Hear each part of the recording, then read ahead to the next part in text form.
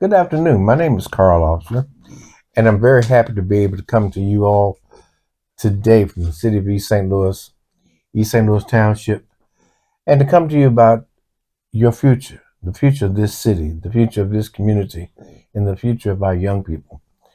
A lot of people have asked me, why am I running? I'm running because I have young people in my mind. I have nothing but the admiration and the love for the young people of our community, but they need help. They need help from persons like me, little elders, some persons who've had some opportunity to grow older and understand what it's like to need help. And that's where I think we are. There are probably three or four different major categories that I'm concerned with, but the main thing that I'm really concerned with is taking care of each other. You and I need to know that we have a community that we live in, that we love, and that we trust.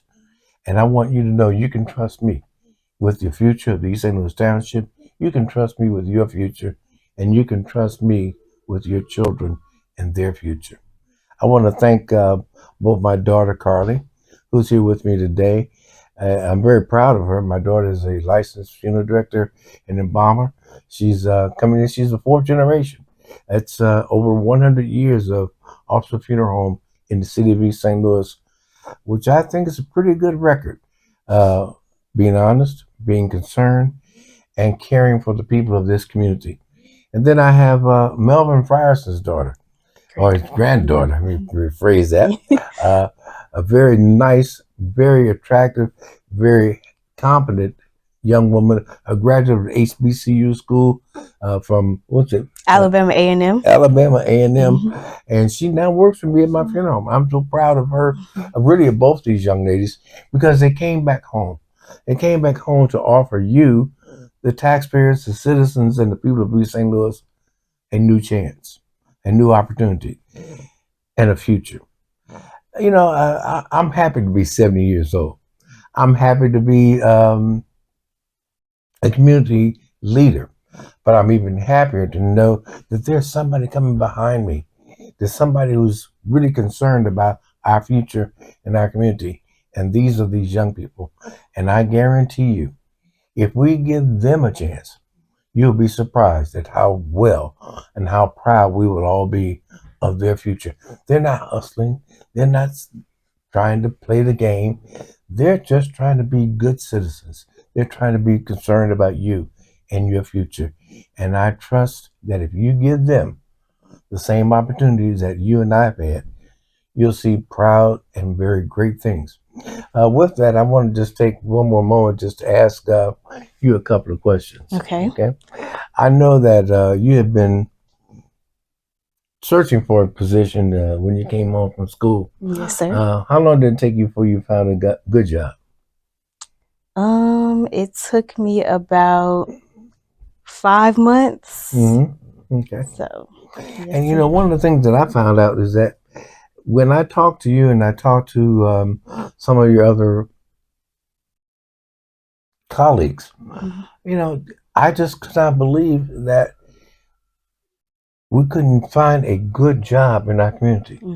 And you know, I know that I have been challenging you to be the best you can be. One of the things that you're going to be looking for in my employment will not just to be a receptionist for me or a secretary for me, but I'm looking for you being an accountant for me. Yes, sir. That's your primary goal, right? Yes, sir. And see, that's what I believe. Is I think these young people, they may start out at one level, but I'm looking for her having the great future for taking care of your finances, taking care of my finances, taking care of giving us a community where we have great leadership and we have great opportunities. I want to thank you again for taking some time out with me right now. I'm going to let you go back to work, okay? All right. Well, thank you for having me. All right, babe. God bless. My daughter has been a professional now for a little over a year.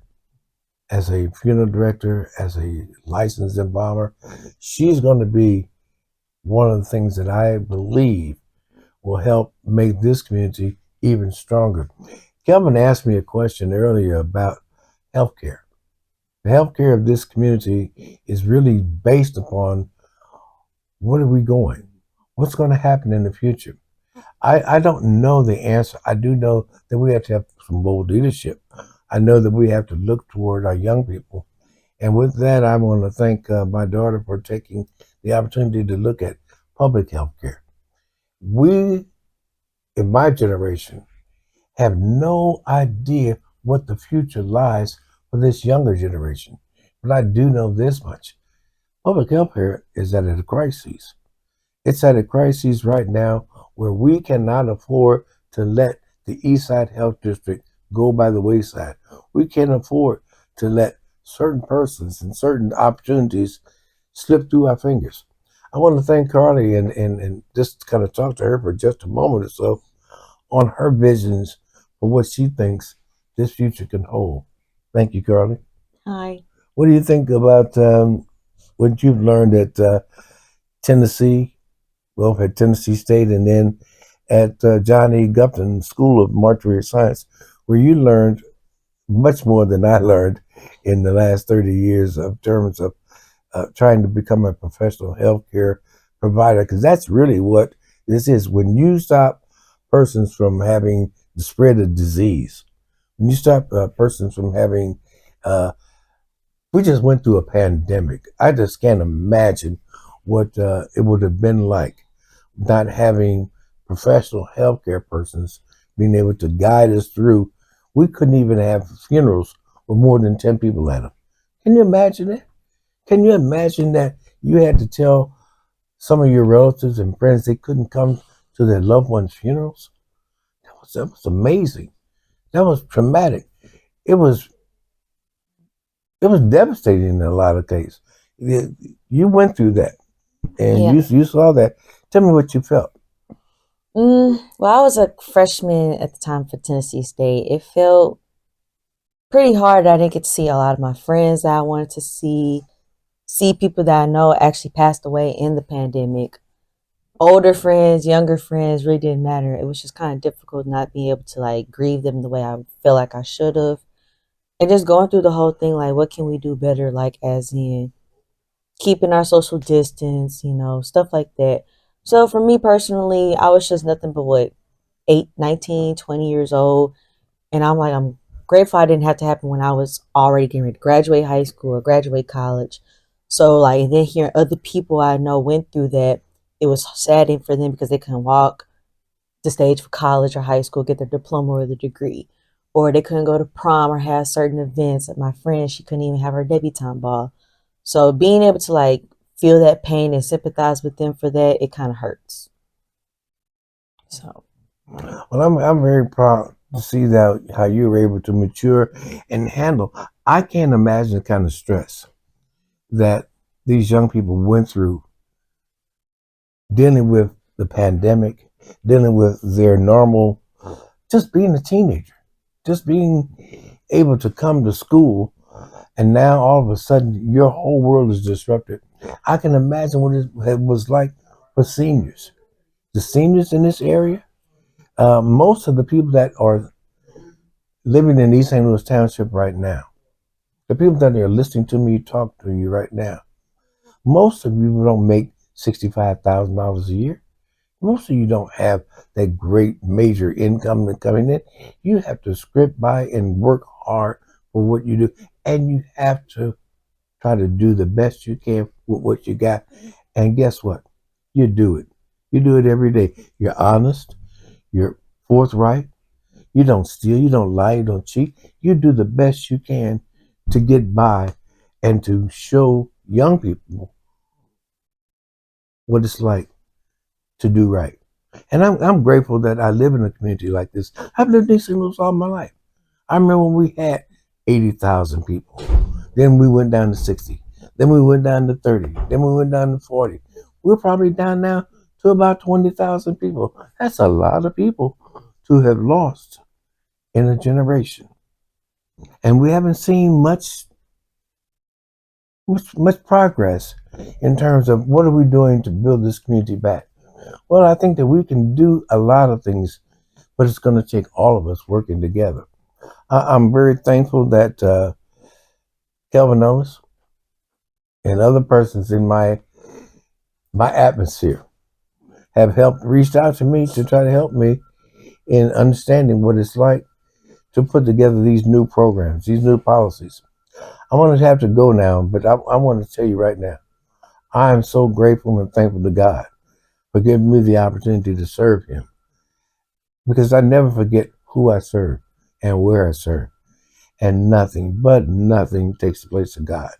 There's nothing that our God won't do for us. He loves us. He loves you, and He loves me. We just have to be able to understand that it's God first, and then everything else. Carly, how do you think we can help some of the seniors in this town? Most of the seniors are not sitting down talking to people my age personally. Like, I had my dad to talk to me. I had his sister, his brother, and everybody around me, like friends and other extended family members. I just feel like, for me, anybody my age would need somebody to help guide them, get them through the door first. If you don't have nobody telling you, like, not forcing you, but telling you what you need to do, and specifically saying, like, hey, let me talk to you and sit you down about what's going on, what's happening in the community. I think that's something that's best for me, that everybody in my generation, my community, I feel like everybody that say like they're older than us, they probably beat us down or tell us like, you need to do this. No, talk to us, give us the rundown what's happening.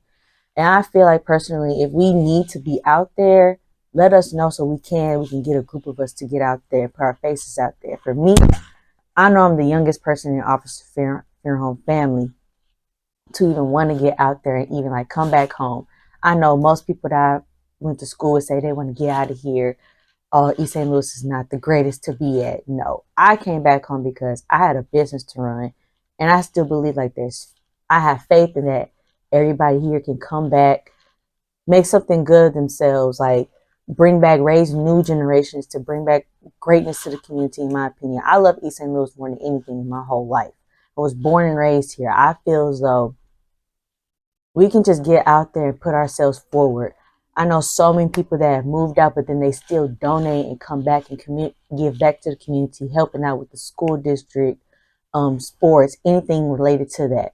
So with that being said, I feel though my dad has given a real great instilling with one, God, two, making sure I'm a great professional and learn how to speak to people, be around different people, give me the exposure I need to have for me to like become the woman I am today. Really just overall human being. So with that, he already got my vote. I just need everybody else to vote for him too. So if I can say that, not just because he's my dad, but only because there are other people that are my age that I brought around my father that look up to him and say, hey, I want to be like Carl. What can I do? Or what can I do to put myself out there to like not be exactly like him, but more than likely just get their name out there and build a business and build their own entrepreneurship too. Thank you so much for your time. Thank you for your privilege of coming into your home. Thank you for the immense joy that you've given me for letting me serve as your mayor. Now, I need you to let me serve as your supervisor. And I need that help. I need you to vote for me on April the 1st. I need your vote. I really do need your vote. Don't let anybody fool you. I need your vote. Don't stay at home on that day. I need your vote. I really, really need your vote. Thank you, and God bless you.